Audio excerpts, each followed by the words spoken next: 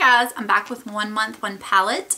I did not know that I was going to do this month. I had actually thought on taking the month off. I just got done filming my favorites video for this month. And Vera's in my lap and she saw me holding up things to take a picture. So now she's trying to hold things up for the camera. So it's really cute.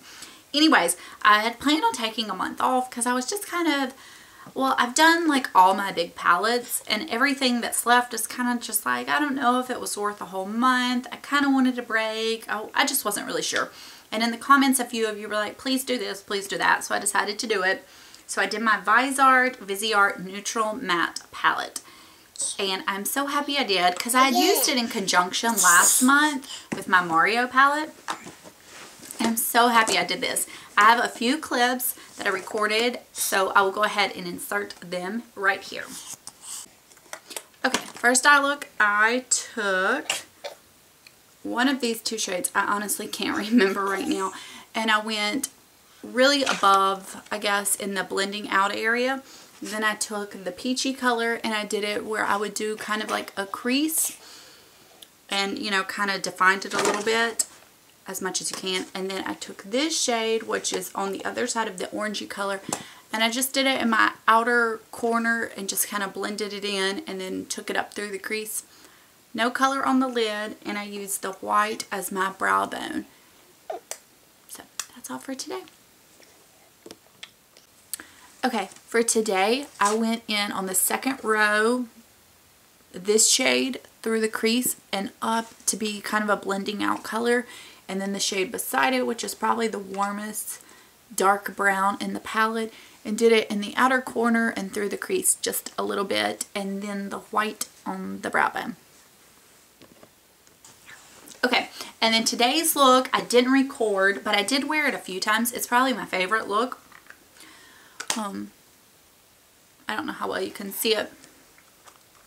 I used this. Okay, we'll do it like this. I used this shade kind of like way above my crease and almost into my brow bone color, brow bone, just to give it like, I don't know, a little bit of extra blending. I did the white on my brow bone. And then I went in with the peachy shade, which is like one of my favorite shades of all times. I mean, I don't know if you can tell. I've used the heck out of it. I did that through the crease really well, just really built it up. And then I went in with this and did in like the outer part and brought it through my crease. And then I did the orangey color a little bit over that and through my crease. And then the darkest color on the furthermost outside. So it was kind of like a layering of like the lighter brown, then the orangey, and then the dark brown. And then I have on kind of a burgundy eyeliner on my lower lash line. Vera, please don't do that. I love it. As you can see from my looks, I kind of gravitate towards the same kind of looks. But this is just, it's such a great palette that if you want to do like a little more, I want a little more warmth today, I want a little more neutral, I want a little more cool, you can kind of just customize it to however you want. I do want to touch on this real fast. Mine kind of like cracked off. I took it with me when I went away for Thanksgiving.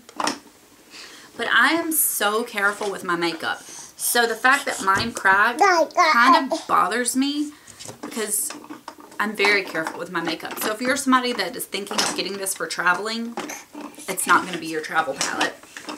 It's one of those that's going to be best left at home, put in your makeup area, open, closed every day, and not put in a bag. So that kind of bothers me. It's not like falling apart or anything, but whatever. I'm not going to go through and really speak about each shade because they're all amazing quality. They all blend out great. They're all so pigmented. I can't say a bad word about it. The only two shades I didn't use were these two. I did fully intend to use the black one day to like set my liner or something. I never got around to it, but I can speak that it's probably really good. This shade I will probably never use. So then one day, I'll talk about a few of my looks. I did this all over the lid for just something a little differently. And then I was going to use this in the crease. Somehow it got a little more makeup than I intended, but it made for such like a pretty smoky eye. It was just kind of like all dark and just hazy, like blended out really well. It it was a very different look for me. I wouldn't have ever thought to do it. It just kind of happened because I realized I hadn't used that shade yet and I needed to use it because I didn't want to go like the whole time and not use the bottom row. For the most part, I would say like this part is warm. That's kind of warm to neutral. That's kind of warm to neutral, neutral-ish. And then these are all cool. So I do have a good mix. Hey, you don't have to destroy everything. You should see the mess that is made down below. Every day I try to film when she's napping, and as soon as I hit record, she wakes up. It's just lovely. Anyways, that's beside the point. So I have to say, it is such a great palette. It doesn't have, like the Too Faced Natural Matte Palette, I like a lot of those shades. And this has, like that has some that this doesn't have. But I don't think you really need both once they're on your eye. You know what I mean? It's just, like that one has some more that are a little more reddish, where this one, that's like orangey, and then the rest are pretty much brown. But I'm so happy with this palette. I love it. It makes for just such pretty looks, especially if you're a matte lover and you don't want a bunch of shimmer, but you really want, say like, I think my eye look today has a lot of detail going on to me because I'm somebody that usually sticks to a one shadow and like a crease color, and that's it. I'm just not somebody that does a whole lot of blending and doing. But this will give you that, but yet it can give you like such a simple look too. It's just, it's so good. This color I used probably every day. I loved it. This I used on my brow bone most every day. Occasionally I would do this just for something different. I think the fairest of skin types can use this, to medium to dark. I don't know how deep, but these colors, I mean, they are pigmented, and this shade, I mean, it's really dark. So I definitely think it goes a lot of skin tones on this. So I don't think it's like too warm, too cool. I think it definitely has all the ranges.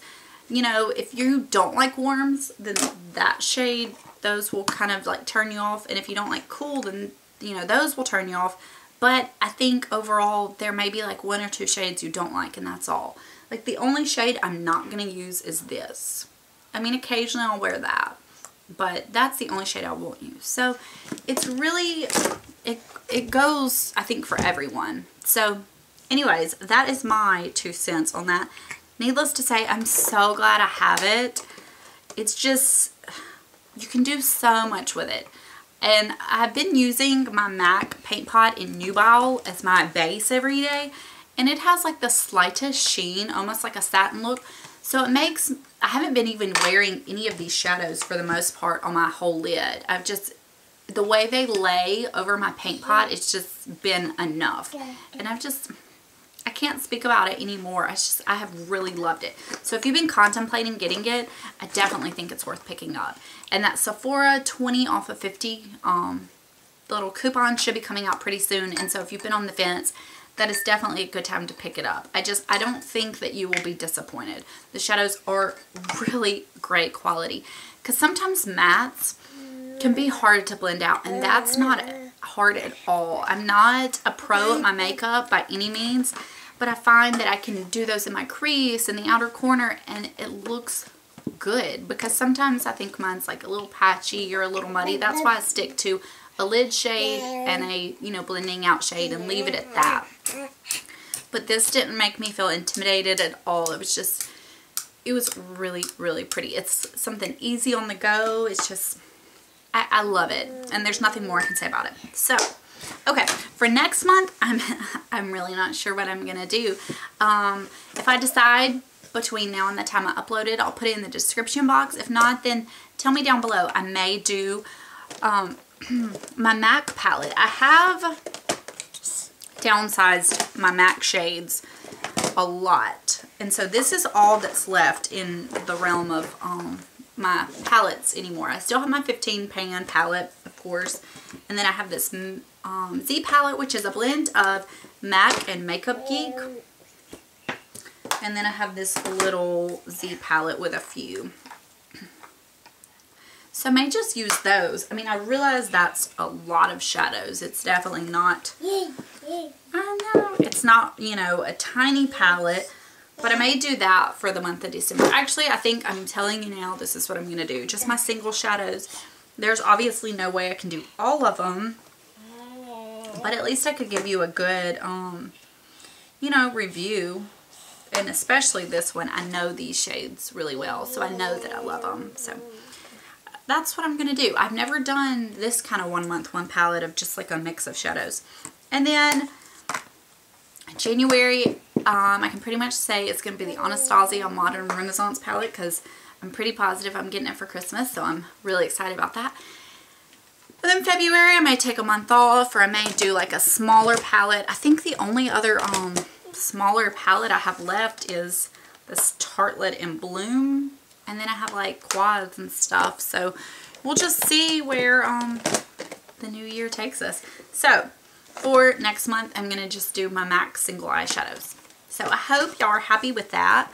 I'm excited to do that because I love my MAC shadows. They're good. Crap. Oh, okay, gotta go. Bye.